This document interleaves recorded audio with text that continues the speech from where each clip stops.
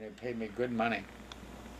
You And want to show me those drawings of yours? Maybe you could tell me, were you thinking anything about those little character thingies? oh, these things here, yeah.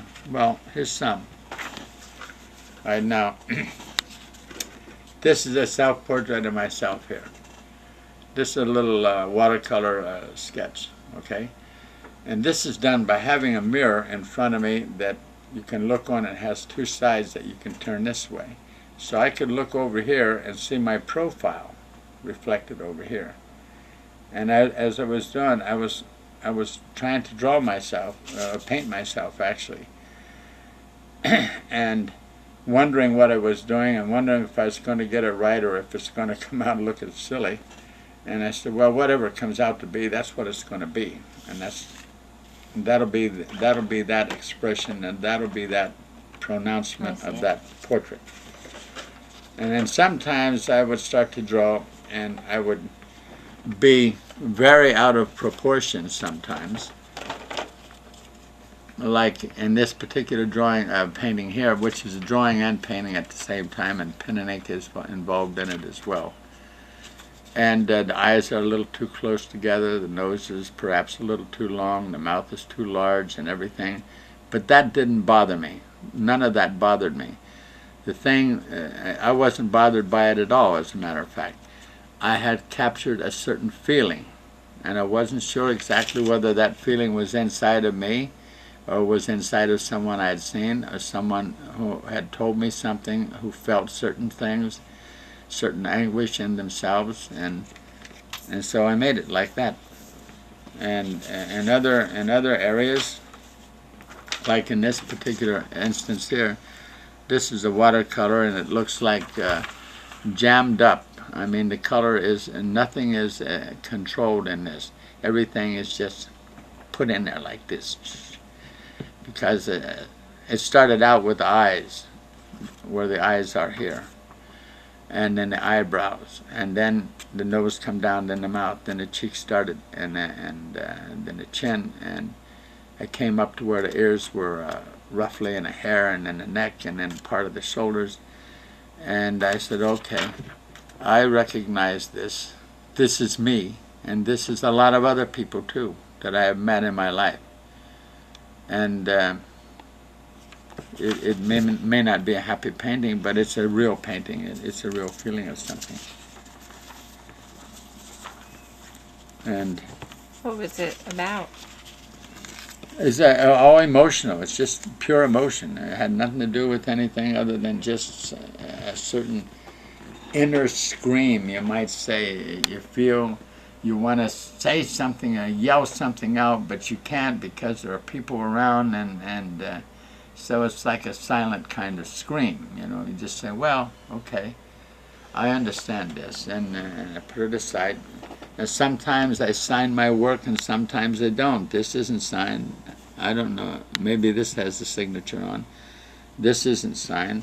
There's another one, a different technique in painting, and it's not signed either. And it's not that I don't, want to sign them. It's that I don't think about it. I'm just so wrapped up in doing the work that it's just something I've done, and that's it. So I let it go and say, well, that's just another feeling I have about that. What was this feeling about? Well, I'm not always sure what it is, Sometimes I don't know what it is until I look at it, and then I have to try to figure out what it was I was thinking about. I'm not always sure what it is. Sometimes things will come out like this, where I have a few things like this. This here is a study, and I describe it up here. I say, thoughts born in the mind are born carried by the mind until they bear fruit in the form of a visible task. So this is like myself or any man or any person who's thinking about something, and something they want to accomplish, something they want to do, or something they don't want to do. And that's where the thought is born in the mind. That the thought about trying to wrap your mind around a certain situation or problem and try to find a way through it. And it's borne by the mind because it's carried in the mind. And then it bears its fruit in the form of a visible task. Either you do or you don't do whatever it is or whatever it was you were thinking about. Mm-hmm. You either dismiss it entirely or you go into something else. Very interesting. Okay, and a piece like this just says 1998 and just says Otto, and that's all. This here is just the face of a man, just like any man who walks anywhere in the world. He could be an intelligent man, he could be a very reasonable man, or he could just be something of a dullard, maybe not too aware of what's going on. But his expression might belie what his mind has inside. He may look like he's a determined individual and this and that, but this is oftentimes the result of an arrangement of the features by nature and by genealogy, part of the genes that we get from our parents. And sometimes the guy can look really bright and wonderful, and someone you'd like to talk to or become friends with, and there's just nothing there. Mm-hmm. And other times a guy like this who looks like a really tough guy might indeed be a tough guy, but he also might be one of the gentlest persons you ever met in your life. You just don't know. Looks are beguiling, and at the same time they can throw you off. They can make you wonder what the hell is going on.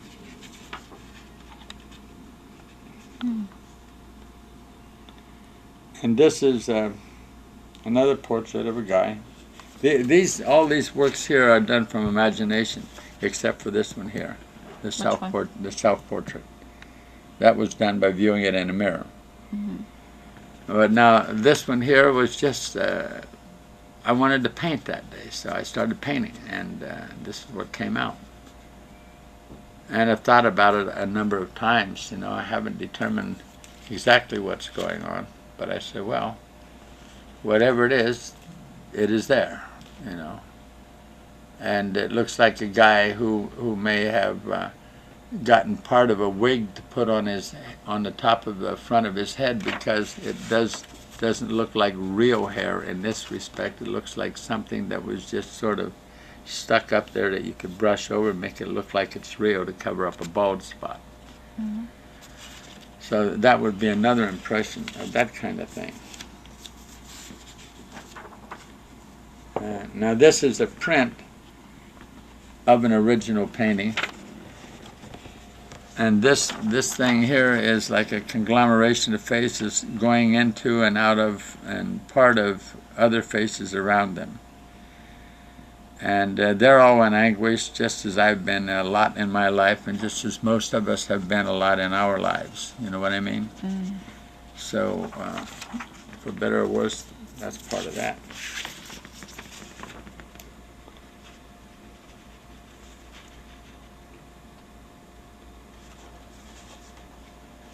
And this came out, I'm not exactly sure why, but that's the way it came out.